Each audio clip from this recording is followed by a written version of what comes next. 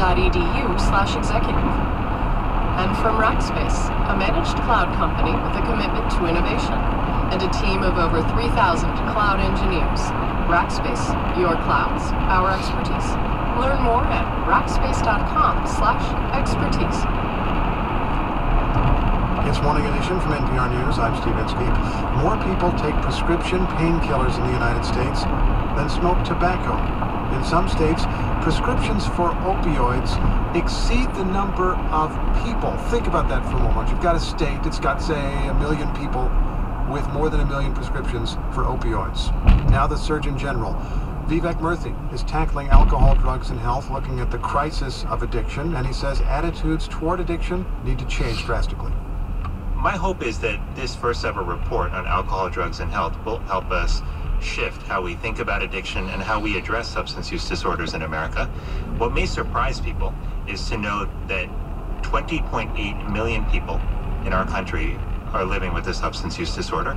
This is actually similar to the number of people who have diabetes, and it's 1.5 times the number of people who have all cancers combined.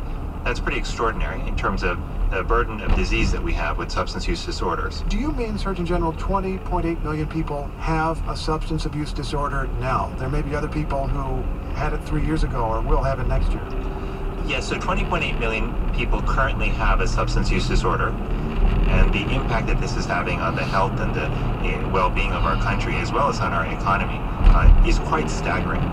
These substance use disorders cost us over $420 billion a year. That's a billion with a B. But despite how serious this is and how prevalent these disorders are, only 1 in 10 people actually get treatment. The problem that we have right now is that we're not implementing many of these evidence-based interventions. On the prevention side, for example, we know that we have prevention programs that can return up to $64 for every dollar that's invested in them. Despite that, we're not implementing those programs, and that's part of what I want to change with this report. What's an example of a prevention program that you could be using more? We have a series of these programs, particularly the school-based programs, which involve teaching children about how to manage stress in a healthy way, teaching them about substances of misuse, and also teaching them how to refuse tobacco, alcohol, and other illicit substances when they're offered to them.